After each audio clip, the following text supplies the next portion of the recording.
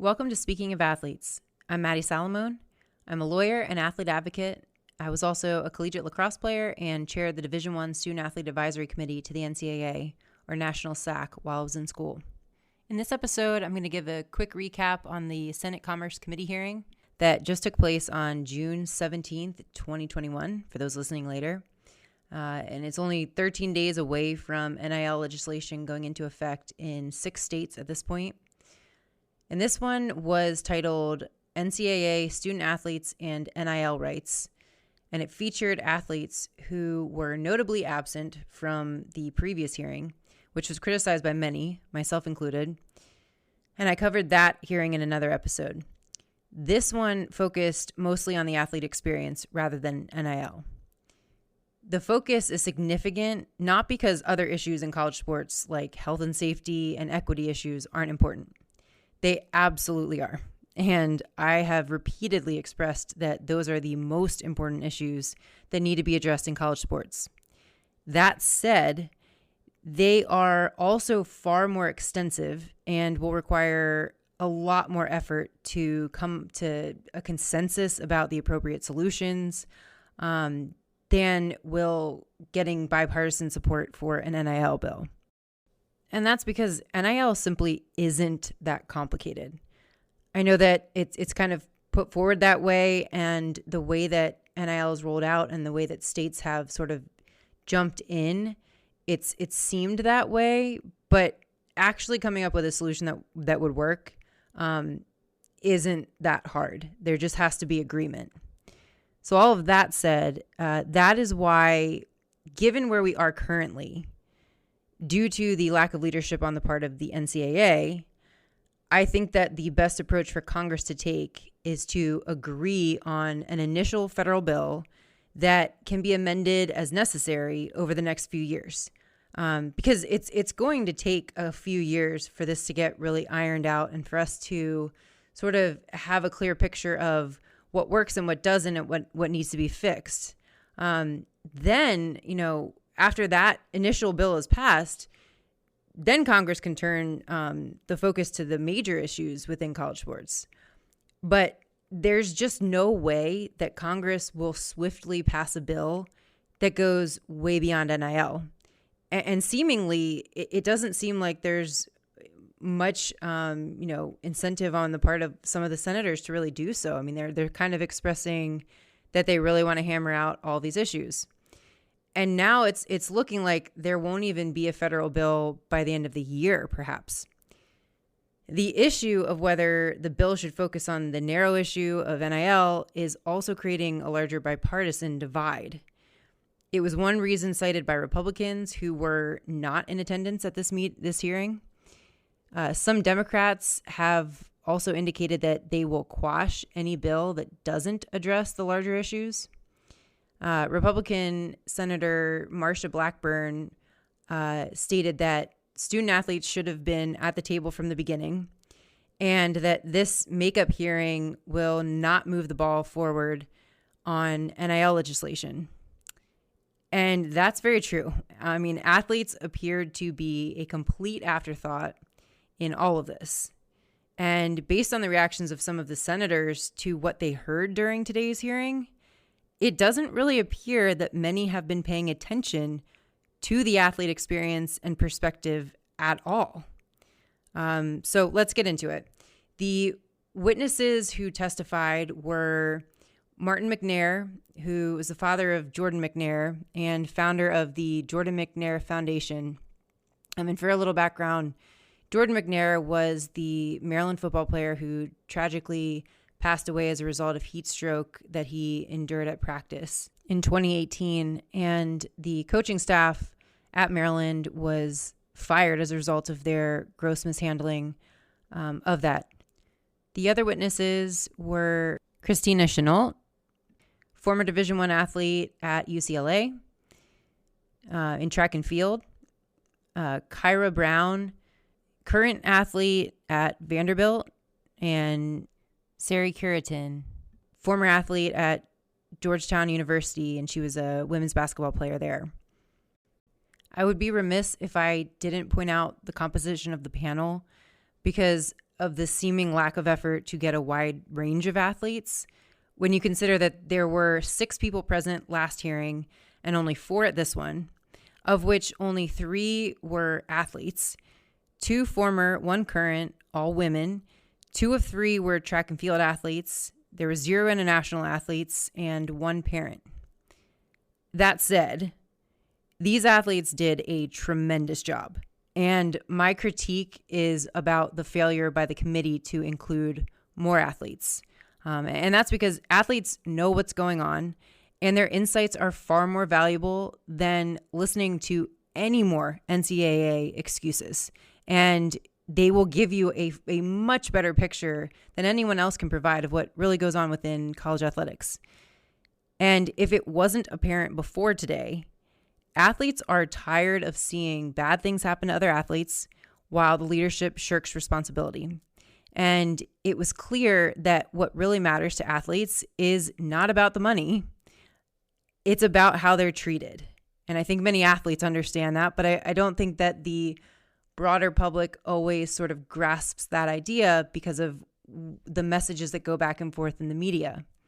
But before I get into the specifics, I have to reiterate the fact that these athletes who testified today were absolute rock stars and painted the true picture of life as a college athlete, and particularly the realities of being a female athlete and a Black female athlete on top of that. And if this isn't proof positive that current and former athletes are the best people to speak on behalf of athletes, then I don't know what is. I had a hard time live tweeting this one because I was nodding so much in agreement, and there were too many important points to even type them all quickly. They really captured the essence of many of the biggest issues posing a threat to the overall well-being of athletes. Issues that have gone unaddressed for far too long. And the consequence has been that countless athletes continue to be negatively impacted to varying degrees of severity each year. One of the things that I found most alarming was the fact that a number of senators on the committee seemed genuinely surprised by some of the stories and information that these athletes shared. None of it was new information whatsoever. And these are all issues that have been widely discussed, especially among current and former athletes, and especially female athletes at that. If anything, it further highlighted the entire reason that athletes, male and female, should be involved throughout the entire process from beginning to end. Because athletes know the real deal, and we're tired of hearing the litany of excuses for why the NCAA and schools fail to protect athletes or continue to treat athletes unequally and pretend they're not, or otherwise paint sort of this idyllic picture of what college athletics is while ignoring the major issues and sort of sweeping them under the rug or acting like they're not a big deal. Well, those things are a big deal, and athletes notice. And they notice when they're being treated unfairly, and they know when someone is not telling the truth or making excuses or what have you. And so they need to be at the forefront responding to some of these things. And I would have liked to have seen athletes present at the prior hearing to directly combat some of the false narratives that were being pushed forward by the NCAA. So with that, obviously, I'm very passionate about this, but I'm going to get into the specifics of what was said during this hearing. And I'm even going to play some clips so you can hear how powerful some of these statements really were. Christina Chenault set the stage by explaining the appearance versus reality of what too many athletes experience during college. So here she is in her very powerful opening. For my resume, these years could have been the best years of my life. But instead, they were overshadowed by injustice, trauma, and inequity. This experience is not an outlier, but instead is simply a product of the current system of the NCAA that is riddled with financial, physical, and educational exploitation. And I will say that I know way too many athletes who feel the same way. And I continue to hear these same stories over and over again. Athletes are told they should feel grateful for their experiences and everything that's supposedly handed to them. But the reality of the experience, in many cases, compared to what it seems from the outside, is a lot darker.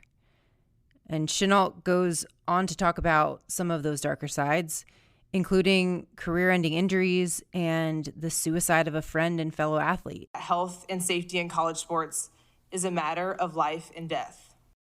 She also talked about the issues of scholarship reduction and the overall lack of protection for athletes when it comes to any kind of contractual obligation on the part of the schools. And this became a point of conversation among the senators who asked many follow-up questions later on in the hearing, including protections that will ensure that athletes are able to complete their degrees. Because what's forgotten is that, in the cases where athletes' scholarships are taken away, that jeopardizes their entire education. The other issue she emphasized, which was discussed at length during this hearing, and rightfully so, because it's one of the biggest issues in college sports, is the mental health piece and the lack of resources devoted to making sure that athletes' mental health is taken care of, and even citing the fact that schools make decisions based on resources not to involve mental health personnel to work with their athletes. And athletes feel that that is completely wrong. Chenault also touched on the issue of athletes being forced into majors and being unable to take certain classes. And she concluded with this very powerful statement. I share all of this today in hopes that the true athlete voice is heard and regarded for. In a landscape where fear and power discourage the surfacing of athlete stories, I come forth as one with the hope and confidence of 10,000. In all, these institutions should be held accountable, and the college athletes should be protected at greater heights. Next up was Sari Cureton, whose comments were so spot on throughout.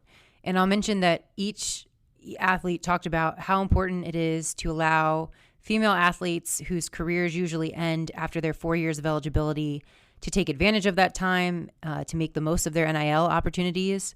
And some of the clips that I'm going to highlight don't necessarily address that specific issue, though some of them do.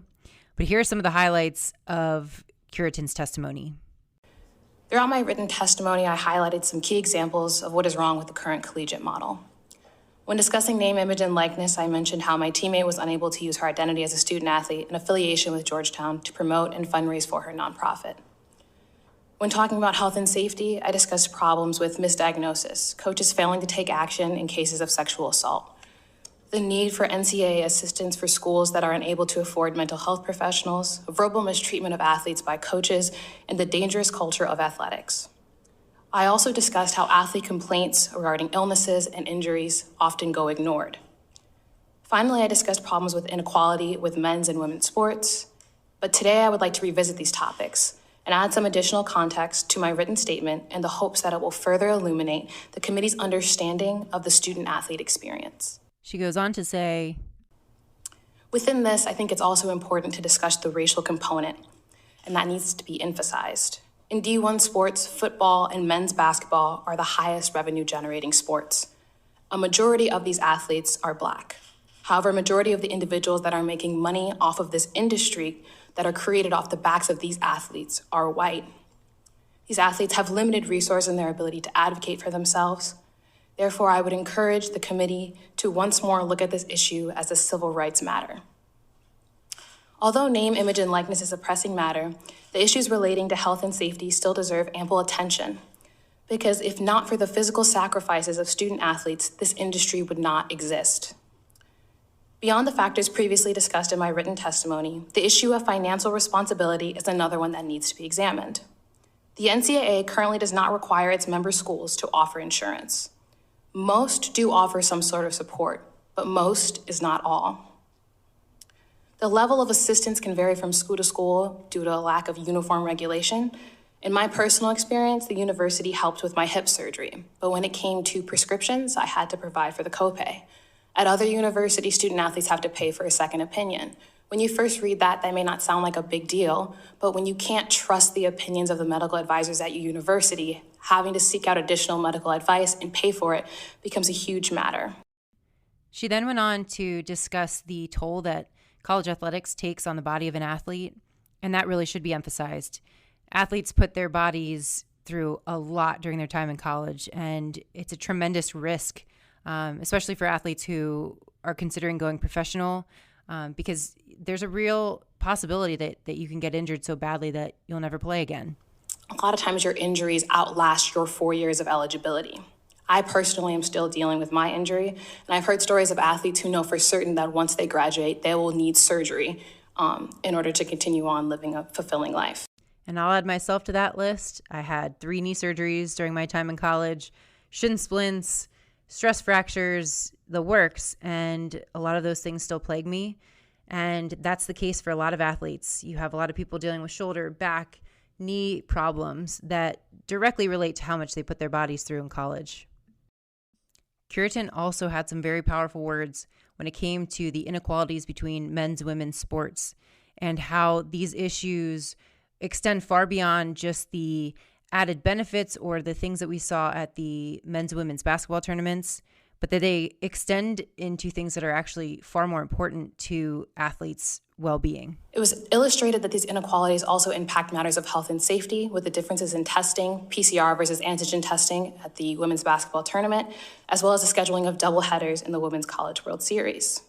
Women are continually asked to perform at a high level while being given less resources at every stage of their athletic development. It is high time that women are treated with the same respect as their male counterparts. And before I add my thoughts on this, I want to play another clip from later on in Cureton's testimony that I think fits very well here. In my experience, I grew up in a household where basketball was king because my father played professional sports. But male professional athletes respect female professional athletes. You're not going to hear a man in the NBA talk down on a WNBA player because they know what we're capable of. So growing up, I was always shown female sports. So there was never a time in my life where I questioned my capability to play my sport because I was a woman. And I think the more that women and young girls are exposed to that, it can increase the likelihood that we will be a part of sports. And when you think about the impact that sports has on our lives, for all the negative that we've talked about here today, my experience in athletics has helped shape me and make me into the person that is able to sit in front of you, convey these thoughts and opinions, and advocate for what I believe matters. What's crazy, too, is that women are actually treated with more respect by their male counterparts than they are by their own schools in many cases.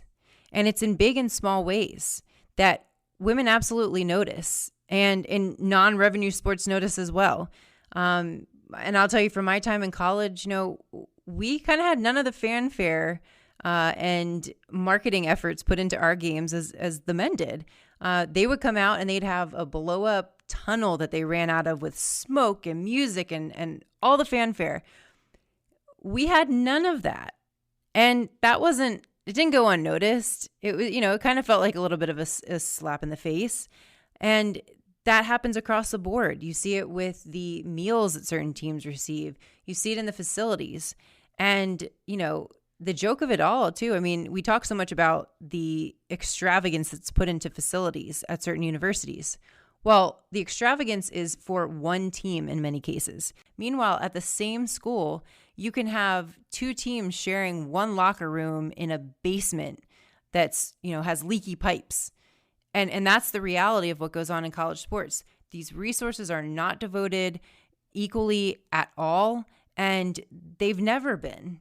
And I think it gets to a point where women are just exacerbated. What came out of the women's basketball tournament wasn't a surprise. It's what we see every day. It's what we saw on campus. That was our experience as college athletes.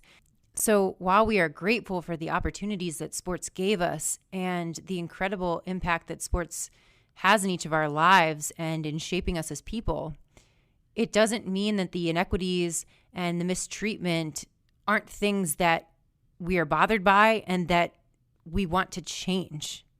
Too often in sports, female athletes are made to question the value of their sports and too often their own value as athletes. And Cureton summed this up really well. I'm here today representing the stories of not only myself, but many other athletes that are too afraid to speak up because they are worried of what it will mean to their future. I, like my peers, am appreciative of the opportunities that have been afforded to me through sports. But that does not mean the system is perfect. Student athletes deserve better. And that fear of speaking up is very real. And I'll say that as someone who has advocated for athletes both during and after my time in college, that it can be very difficult to express certain things while you're still an athlete at a school in ways that you might not even realize and appreciate at the time. And I certainly didn't, because there is always that fear of retribution sort of lurking in the background, and this desire to not speak badly about your school. And I also think there's a valuable perspective that you gain as a former athlete who gets to experience more of the real world and gains a better sense of what their rights really are, which you don't really experience as athletes who are constantly told what to do. And you learn how you really should be treated, and you start to see how mistreated you were in many cases. That's why it's so important to have former athletes like Chenault and Cureton and many others who have been tremendous champions for athletes involved in the advocacy alongside current athletes. There are things that a former athlete are simply going to feel far more empowered and self-assured in saying than a current athlete who may hesitate to express those things. Martin McNair was next to speak, and he kind of reiterated this issue of athletes not always being able to speak up for themselves or knowing how they should speak up for themselves. And I'll play more of his testimony in a second, but I want to first go to the third and final athlete, Kyra Brown. And she had this to say about how schools tend to think about men's needs versus women's needs. I think rather it speaks to the fact that while our men's team's needs are often top of mind, sometimes women's accommodations can be an afterthought, and that shouldn't be. One justification provided for some gender disparities in treatment, especially on the NCAA level, is that men's sports make more money. I think that NIL legislation could be a key element in changing that as well. It's well known that the NCAA also does more to promote their men's sports than their women's sports. We don't even call the women's basketball tournament March Madness. I think that if female athletes were able to partner with companies or in other ways promote their own athletic endeavors, that might be a way to supplement the advertising that the NCAA neglects to provide and bring more viewers to women's sports. She also touched on the impact of the current rules on athletes and what NIL will really open up. Passing NIL legislation would also likely free student athletes from any of their fears surrounding extra benefits and eligibility. For example, the way the rules are currently structured, I cannot be able to advertise as a track coach saying that I'm a Vanderbilt track athlete, even though that's pretty much what makes me qualified to coach the sport. That would be considered being paid for your athletic ability or reputation. Especially in sports that don't get as much publicity, this is a great way for students to earn some extra money, but it's currently prohibited. By freeing student athletes from their fears and concerns around extra benefits and rules like that, NIL legislation also has the opportunity to help student athletes become entrepreneurs and create their own opportunities in an arena they already know well, their sports. And I want to emphasize something that she just said, which is how much the NCAA rules inhibit athletes from being entrepreneurial, from even attempting certain things because they're so worried that they might run afoul of the rules. And it's one of the reasons why I think that NIL legislation is going to open up so many opportunities for athletes and also allow them to really exhibit their talents and their creativity outside of their sport. I think it's going to be really cool to see what athletes are able to produce and kind of be part of once all of this opens up. One thing I want to touch on really briefly, because I know I've talked about this in other episodes, but Kyra alluded to camps, and the NCAA has made a lot of public statements about the fact that they are now granting more waivers than they ever have before for things like running camps. But the real issue is that athletes have to seek a waiver in the first place. They shouldn't have to. The NCAA just needs to get rid of those rules. They are unduly burdensome, and frankly, they're not consistent necessarily in how they grant or deny waivers either. So all of those things are issues that athletes just shouldn't have to deal with. There is an important comment by Cureton regarding the impact of athletes seeing others profit off of their NIL while their families struggle with poverty, especially many of the Black athletes in the sports bringing in the most money. And I'll say, that makes it very hard to square the punishments for accepting money, but no punishment for abuse of athletes. So here's her comments on that.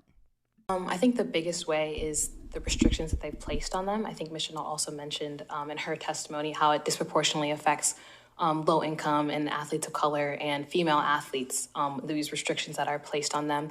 But when we talk about like the big ticket sports in general and the revenue that these athletes bring in, I believe it's estimated that March Madness brings in about $1 billion annually off of the TV ads and everything considered.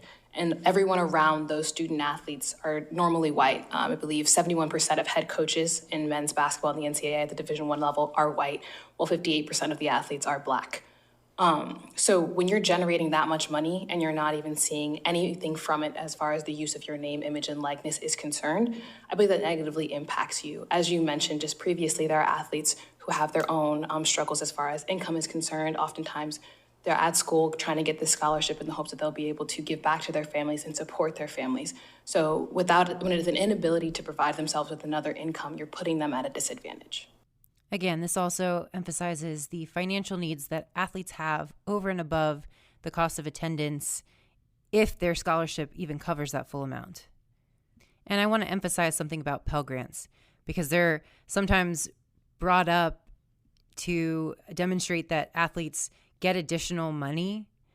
If an athlete is receiving a Pell Grant, their family is impoverished. They're getting that because their family literally can't afford the extra expenses associated with their child attending college. So that needs to be remembered in any conversation. And often those athletes send money home to take care of their families. When asked whether these athletes thought that it was necessary for Congress to force Title IX compliance, these athletes, of course, said yes. But we're quick to point out that the enforcement had to go beyond simply the head counts and scholarship amounts. Title IX is far more extensive than how most people have come to treat it, though all of its provisions are not enforced, and indeed few schools come anywhere close to compliance. The other provisions, though, mandate that equitable resources be devoted between men and women in virtually every area impacting an athlete's life on campus, from travel to equipment to facilities and coaching, to the areas that are more relevant to NIL, including marketing, promotions, and media opportunities. And these athletes were very quick to point out the inequities, which any current or former female athlete could tell you exist because they live it every day and it's in their face. And I think these athletes were also very eloquent in the way that they put the fact that athletes want to be grateful and they don't want to be complaining about things.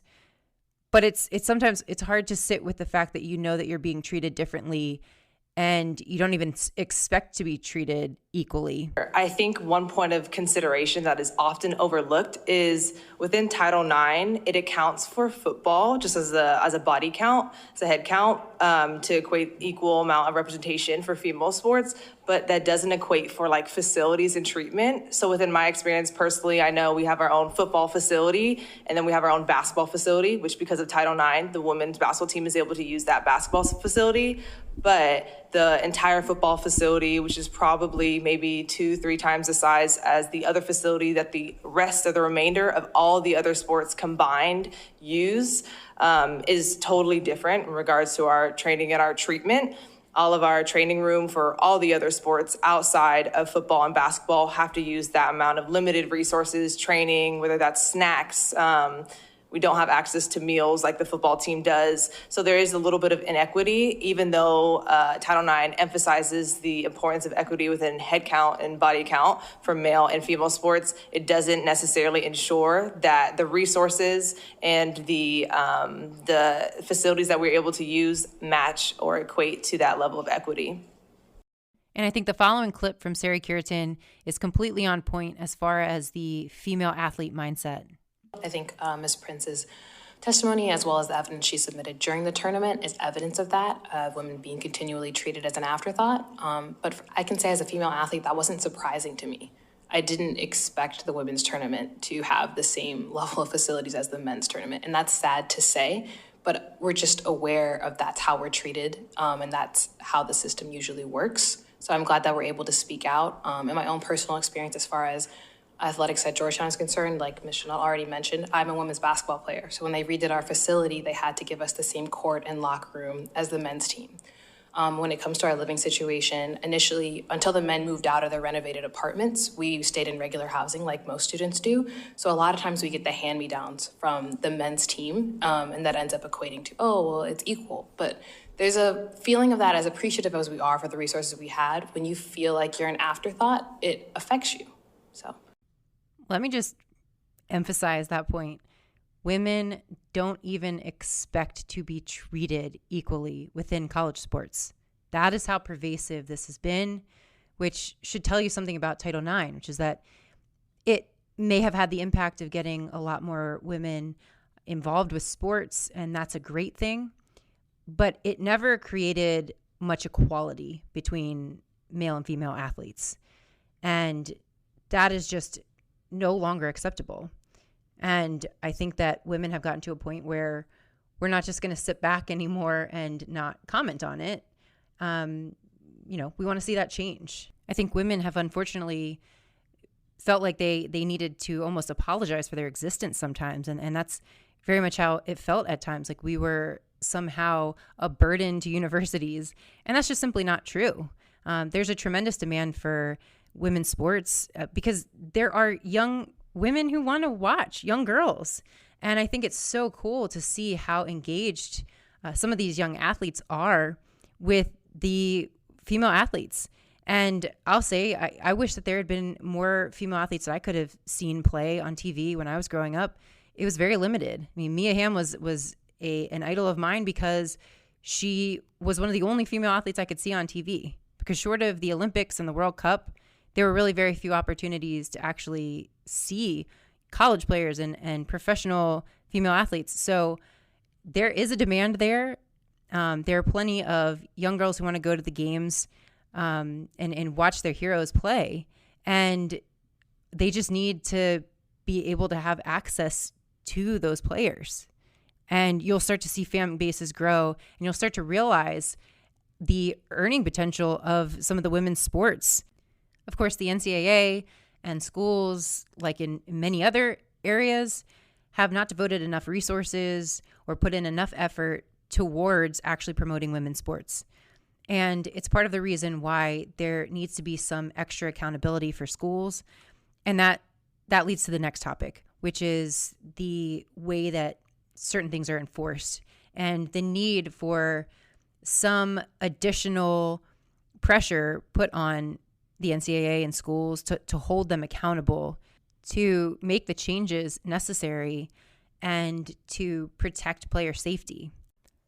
Another issue that I can't emphasize enough, that I don't think any athletes can emphasize enough, is the issue of them not knowing where to turn when they need help or a teammate needs help, and the deep mistrust athletes have for many individuals on campus, and rightfully so.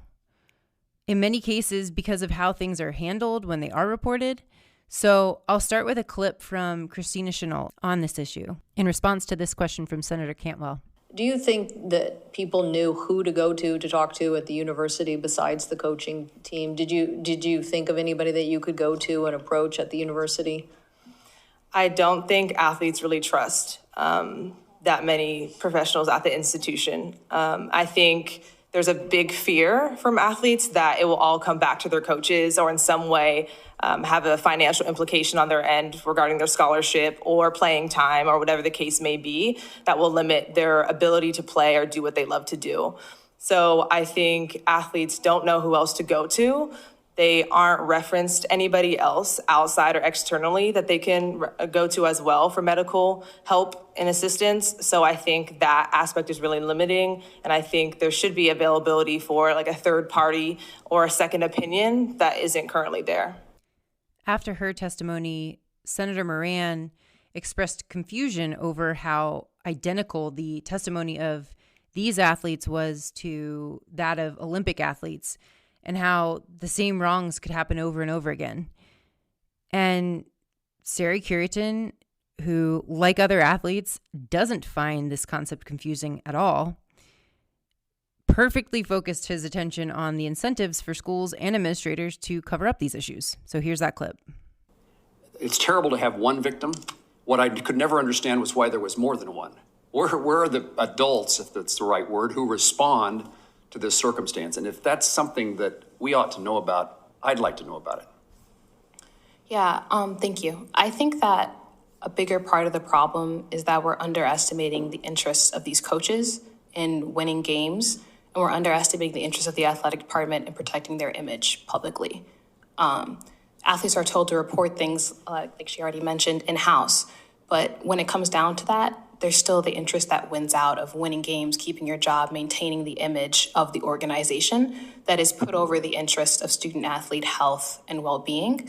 On top of that, like has already been discussed, oftentimes we don't know who to report to, or we report it to an individual and then we're told it's being handled, and then come to find out later on it never got to the Title IX coordinator, or we don't even know who our Title IX coordinator is. So I think there's a lot of gaps in the system in that sense. And I think the experience with the U.S. Olympic team mirrors that of a lot of student athletes, of just feeling uncertain of who to talk to, who you can trust. It may even come down to being with teammates. You don't know if you can trust them either, if they're after your spot, and who you can have a conversation with. In the instances and discussions that I had, it was a case of assault between teammates. So the coach was even less likely probably to act in that scenario. In other instances where it may be an act committed by an athlete in the community, there's little conversation about how that's being handled properly. So like I said, once again, I think it's a lack of athletes being made aware of what their rights are and who to go to. And I think at times that can be a gap, but I think sometimes that's intentional too. And I'll add to that schools also fail to take action on concerns raised and abuse reported during senior exit interviews, which are not required for exiting seniors.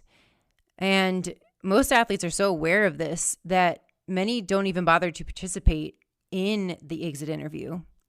And the truth is that schools ultimately know that those athletes are leaving and are unlikely, therefore, to follow up about any concerns raised, so they can easily get away with doing nothing. And that's how you have abusive coaches remaining in power, because things are reported over and over again, sometimes even by current athletes, and the school just continues to do nothing and nothing and nothing. And you realize that there are years then of athletes who have been through some form of abuse. Some schools don't even bother to record what is said during exit interviews. And sometimes the person to whom athletes report have no actual power to change anything within the hierarchy within the athletic department. So they effectively do nothing. And Mr. McNair touched on this issue as well and suggested one way of addressing some of the issues of athletes being able to report things, and also touched on the importance of oversight by parents. And I would also argue that, you need third parties, which this hearing eventually went into a little bit more, looking out and paying attention to what's going on and knowing what questions to ask and when to ask them. So here's that clip. One of the things in Maryland that we enact, a bill was passed last year, I believe in 2019, and it's called the Jordan Mcnair Act. And what that does is, because of our situation or our scenario at the University of Maryland at that particular time, you have a hotline that student athletes can call, and they can call without fear of retribution in the fact of a situation like this. So maybe that should be something that we should implement in this level of legislation, that you can, you can call if you feel uncomfortable or something that may happen that you don't know who to report to. But again, you can call this number without fear of retribution, without a coach telling you, don't bite the hand that feeds you, and all of the mind games that the coaching staff plays on our student athletes. But at the end of the day, let's not forget, these are young people. And a lot of times when these things happen to them, this is basically, unfortunately, a lot of times their first real reality that life just isn't, the world isn't a pretty place. And a lot of times when this initially happens, who do they report this to? So they usually turn on each other. And as parents, I think we take the onus as well, because we'll ask. I never thought to ask Jordan about this thing in particular. You ask questions, how was school or how was practice? You'll get a one-line answer. So if you're not asking a definitive questioning by saying, do you feel uncomfortable? Is somebody making you feel uncomfortable? Is it something that is going on that you feel uncomfortable about that you should share? So if we're not asking these questions, we'll get this type of result. I wanted to play this comment by Senator Blumenthal because it really captures the difference in interest between the colleges and the athletes and what they're focused on. Colleges are in a race with each other to recruit.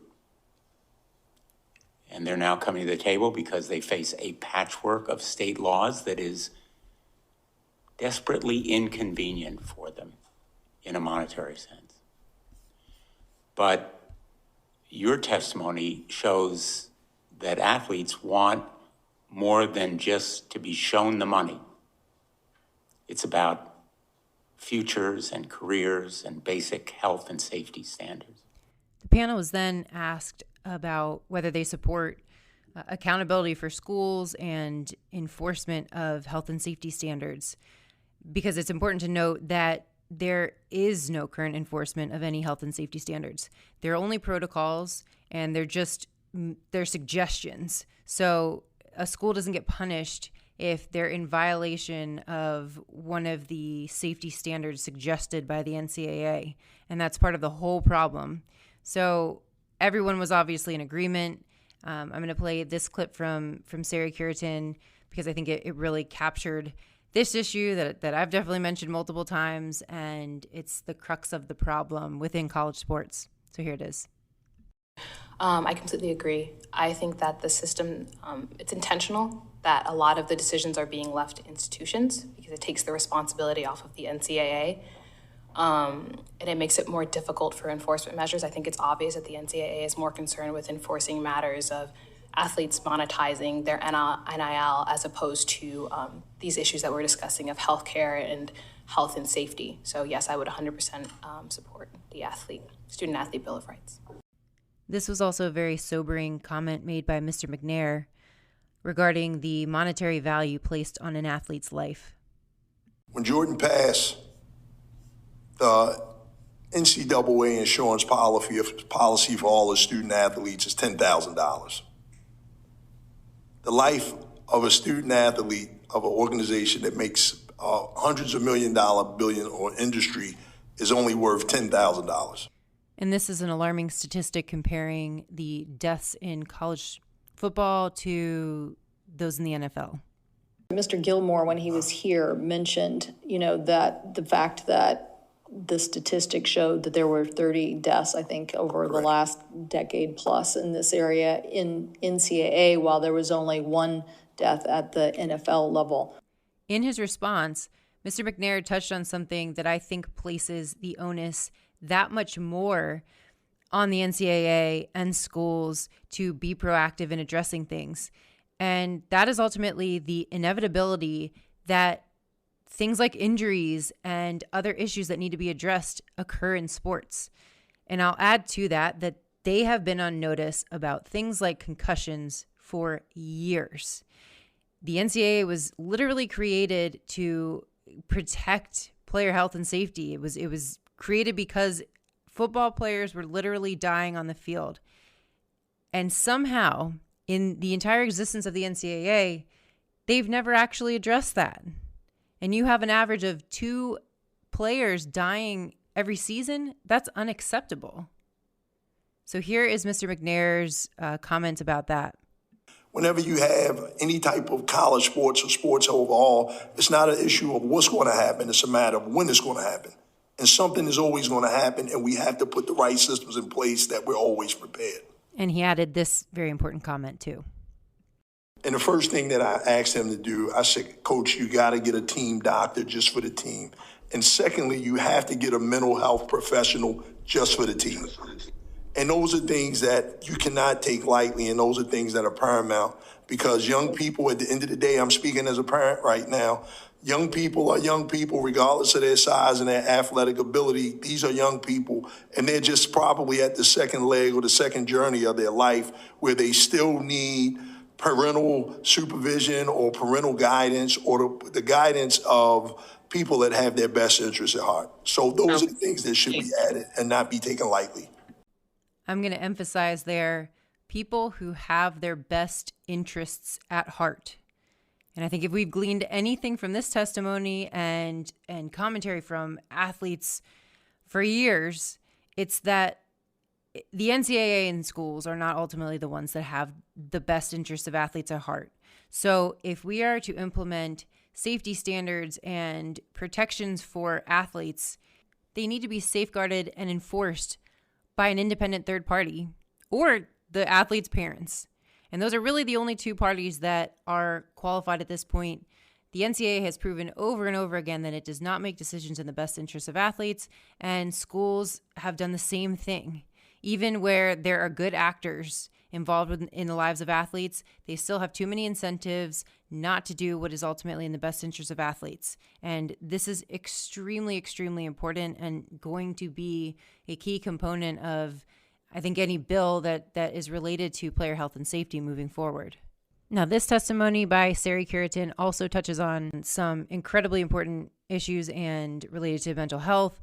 And she hits the nail on the head on a lot of these things, including discussing who athletes are comfortable talking to, and that, you know, gender and race actually play a role in the people that athletes feel that they can share certain things that they go through with, and that we really need to consider that when we are staffing people and when we're putting in mental health professionals to work with athletes, because you know, the things that a female athlete goes through versus a male athlete versus, you know, a white athlete versus a black athlete. I mean, these are things that touch athletes through their time in college and are things that they should be able to comfortably talk with people about. So here's her testimony. The need to have mental health professionals on site is incredibly important. We have one in-house at Georgetown, but she is one person and still unable to meet the needs of the over 700 student athletes. As far as coaches are concerned, I believe there's a dangerous culture in athletics that a lot of times motivates athletes to, one, push through injuries, but two, accept mistreatment because they believe it's just part of the culture. I mentioned in my testimony that I've heard coaches make comments like the only reason you're at Georgetown is because we gave you this scholarship, which is particularly demoralizing to a group of predominantly Black female athletes in a predominantly white space. There have also been comments made about weight without any consideration for how that may affect an individual's mental health. So when I talk about educating coaches, I'm going above and beyond and having these conversations about how the words that they say and the actions they take can impact student athletes. The examples that I mentioned, some coaches may look at that and be like, oh, that's really not that big of a deal, and may struggle to see the fault in it. And that's just the baseline. It goes all the way up to what we would probably consider abuse in the student athlete community that athletes endure under this idea that it's just a part of playing a sport. I want to address the "you're only here because we gave you a scholarship" comment. Not only is it incredibly insulting, and it's a comment that I heard when I was an athlete, but it's incredibly demotivating. And coaches use it as a tactic to really control their players and to say, hey, you basically, you wouldn't be here without your sport, so you better be dedicating all of your time to me and our program and being an athlete. And if school and anything else you have going on needs to take a back seat, then that's the way it is. And it's a total mind game that makes athletes who honestly get enough of the athlete stigma when they go around campus, and especially, I will say, at some of the more prestigious schools, and Georgetown definitely being one of them, Duke being one of them, where there's sort of an assumption made by certain people that you only got there because of sports. And it doesn't matter what kind of academic student you were before you came to college.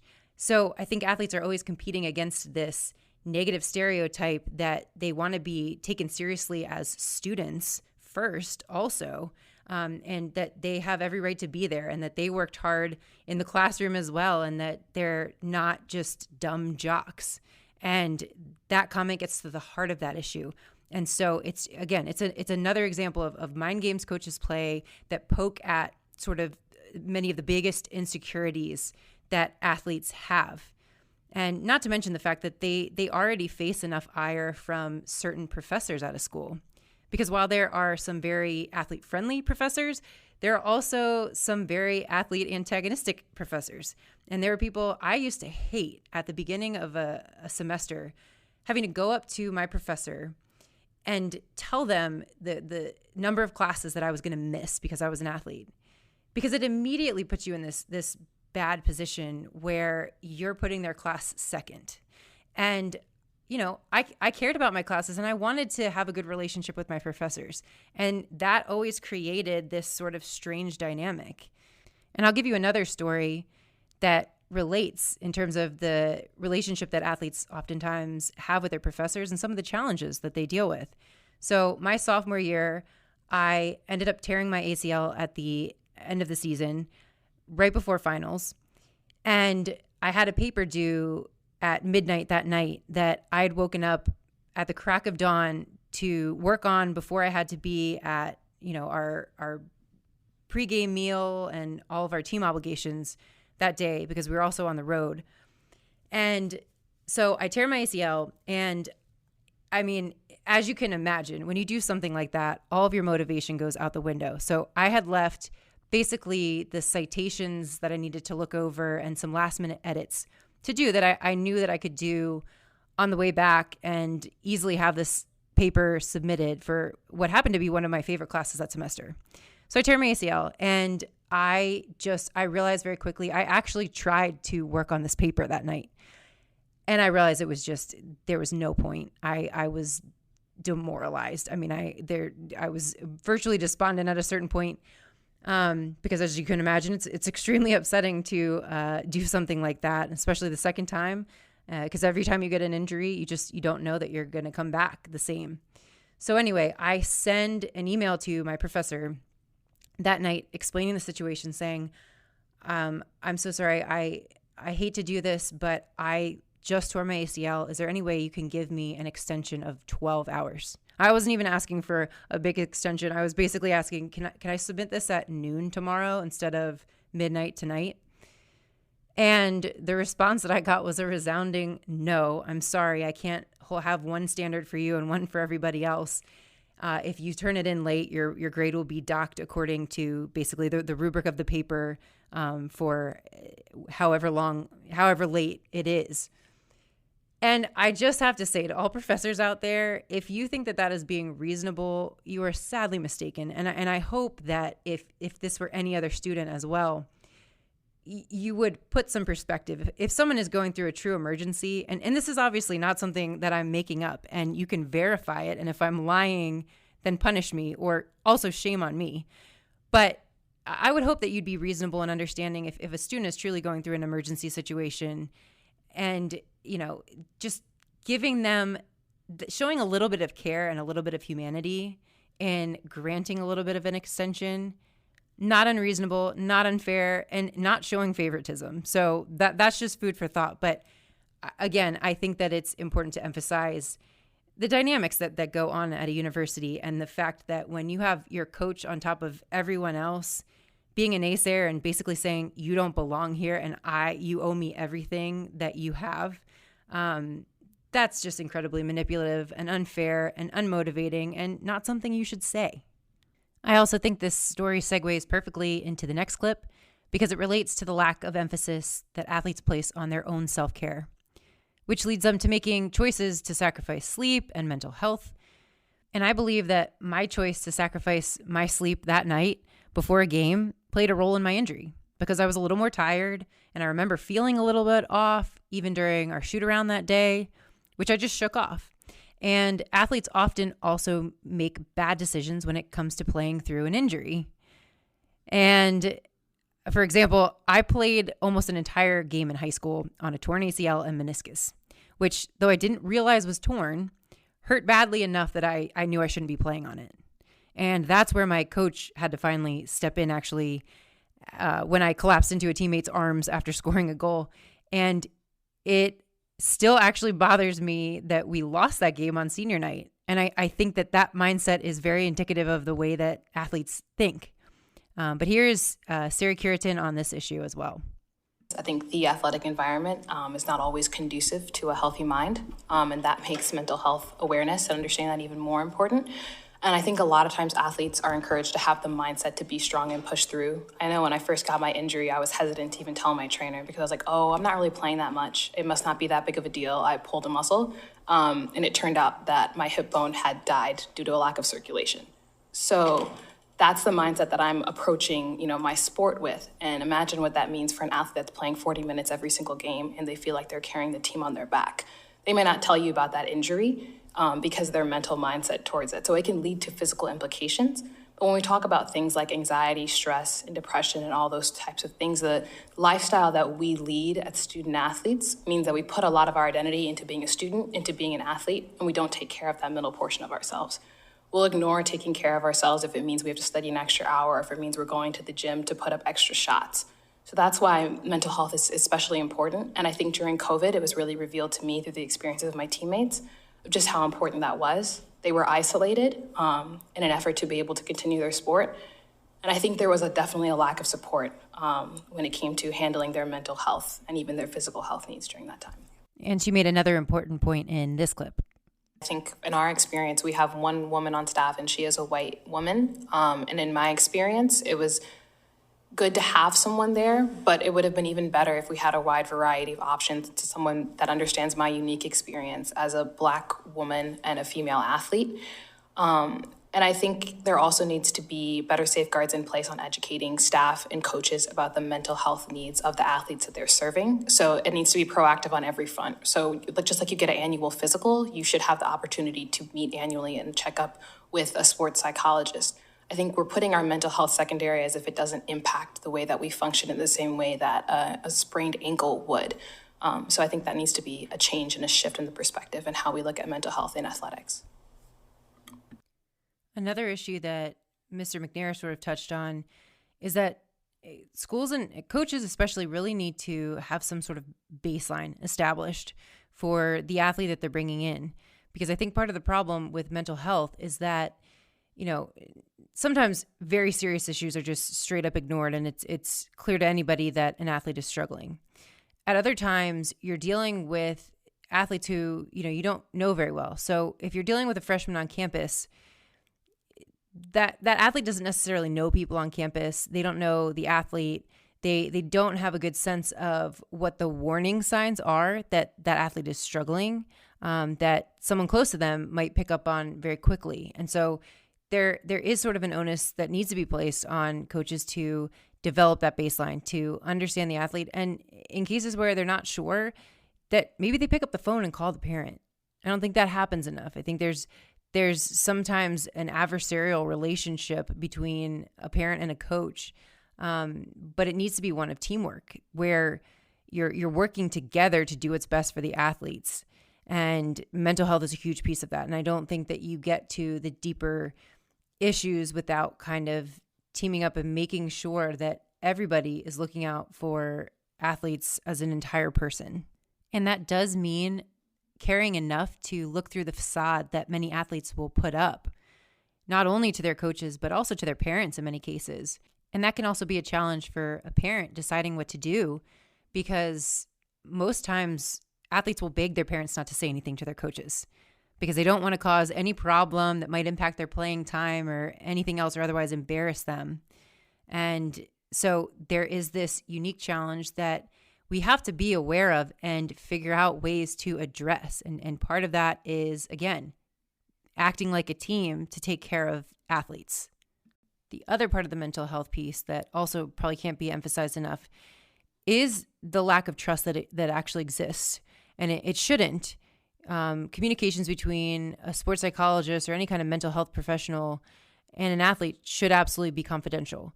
But the reality of what happens on campus sometimes is that there is some sharing of information that crosses boundaries and reaches a point where athletes really don't feel safe to share certain things. And I heard that from athletes that I know who chose to go to on-campus psychologists rather than working with a sports psychologist because there was that fear that the psychologist would go and talk to the coach and sort of jeopardize that athlete and their playing time potentially and the way that the coach viewed the athlete.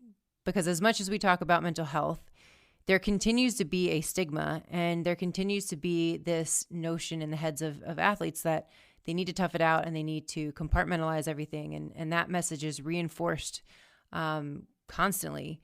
So again, there I think are a number of angles, but Kyra Brown summed it up pretty well in this clip. I might add maybe having access, or at least having the trust or faith that there's a wall between sort of whoever works with students on their mental health and sort of the coaching staff. I think sometimes there's a fear of like what you say there, even though you know it's confidential, somehow leaking out or someone even finding out you're seeing one if that becomes an issue on your team. So just making sure the trust and like sort of the feeling of safety is there for the athlete so they know this is someone they can go to and it won't affect how they're treated on their team or something like that. And Cureton emphasized the importance of having a mental health professional who is accessible on campus. Yeah, I think the key point is just making sure that they're accessible to athletes. So that's kind of what I worried about. I think before we had a sports psychologist, our model was that they could refer you to an outside individual, but you had to ask for that.